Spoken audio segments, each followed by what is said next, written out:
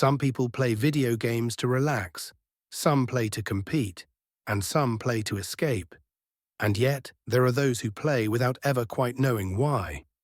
Imagine an activity that requires intense, unbroken concentration for hours on end.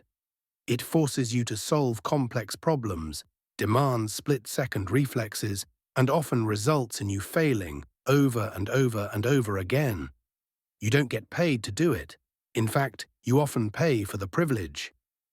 And yet, after a long, exhausting day of work in the real world, billions of people choose to come home and work even harder in a virtual one. For decades, society has labeled gaming as lazy, escapist, or a waste of time. But psychologists are beginning to uncover a different truth. Gaming isn't just entertainment, it is a mirror reflecting the deepest psychological needs of the human mind, needs that the modern world often fails to satisfy. Why is arranging falling blocks in Tetris more satisfying than arranging files in Excel? Why will we coordinate with four strangers to push a payload in a shooter game, but hesitate to ask a coworker for help?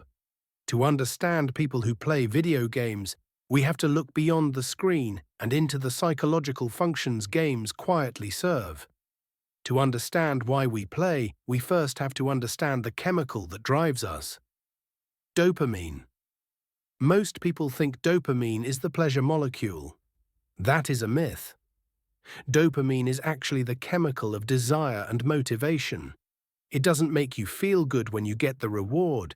It drives you to seek the reward. Real life has a major design flaw. The feedback loop is too slow. You go to the gym today, but you won't see muscles for 3 months. You work hard now, but the promotion is a year away. The primitive human brain hates this delay. Video games are different. They are perfect dopamine engines. You kill a monster? Ding. Experience points. You finish a quest? Boom. New armor. The loop between action and reward is immediate. At the most basic level, games offer clarity. The rules are visible. The goals are clear. Progress is measurable.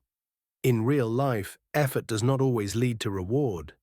Feedback is delayed, ambiguous, or absent. But in games, actions produce immediate results. You press a button. Something happens. For many players, this predictability is not trivial. It is soothing. It gives the nervous system a sense of control in a world that often feels chaotic. But we aren't just lab rats chasing cheese. We have complex psychological needs.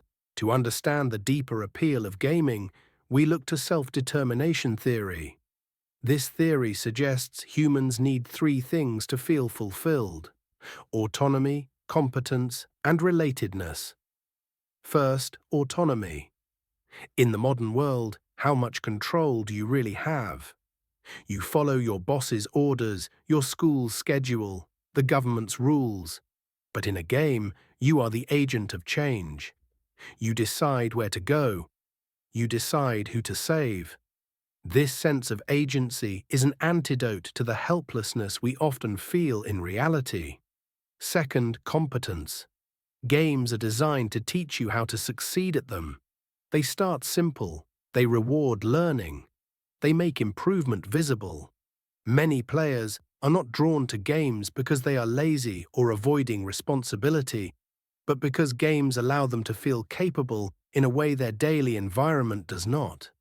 When real life constantly highlights what you lack, games highlight what you are becoming good at. Third, relatedness. Multiplayer environments offer shared language, shared goals, and shared struggle. For some players, this is the only place where cooperation feels natural and communication feels straightforward. There is no small talk, no guessing intentions. Everyone knows why they are there. This structure can feel safer than the unspoken social rules of real life. It is not that gamers dislike people. It is that they often prefer clear social contracts. There is also the phenomenon of the flow state. Flow happens when a task is in the Goldilocks zone. Not so hard that you get anxious, and not so easy that you get bored. Video games are the best trigger for flow that humans have ever invented. When you are in flow, self-consciousness disappears. The worries about your rent, your awkward conversations, or your future, they all vanish. You exist only in the now. For people suffering from anxiety or depression, gaming can become a form of self-medication, a way to silence the noisy, ruminating brain and experience a moment of pure peace. Games also offer identity without risk. Inside a game, you can be decisive, strategic, brave, or aggressive without permanent consequences. This leads to what psychologists call the Proteus effect. Researchers at Stanford found that the avatar you inhabit can subtly change how you behave.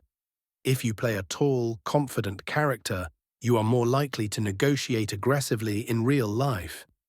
If you play a healer or support role, you tend to show more empathy and cooperation. Games don't make us fake. They allow us to safely explore the brave, assertive, or confident parts of ourselves that often have no space to exist elsewhere. However, there is a darker side that deserves attention. When games become the only reliable source of reward, the brain begins to narrow its focus. Other activities start to feel dull, empty, or pointless. This is not weakness. It is conditioning. The brain learns where rewards are most consistent and naturally gravitates toward them. This is why excessive gaming is rarely about a lack of discipline. More often, it is about a lack of alternative fulfillment. People don't overinvest in games because games are too good. They do so because something else in life feels too empty. Understanding the psychology of gaming means asking better questions. Not, why are you playing so much, but what is the game giving you that life is not? The game is not the problem, it is the tool, and removing the tool without addressing the underlying emotional need usually leaves that need untouched. Games are not the opposite of life. They are a mirror showing what life is missing. For many players, gaming is not about escaping reality, but about experiencing a version of reality that feels more fair, more responsive, and more understandable. Even though video games can comfort us, they cannot replace reality forever. The world outside still waits, with its pain, but also with its possibilities. Maybe the real goal is not to escape life through games, but to remember that what we build inside those worlds, strength, resilience, creativity, and imagination, can help us shape the real one a little better too. So the next time you see someone lost in a game, remember this: they are not necessarily wasting time. They might be healing, they might be exploring, or they might simply be responding intelligently to the world they have been given. The question is not whether games are good or bad. The question is whether they are your only place of meaning. And if they are, that tells a story worth listening to.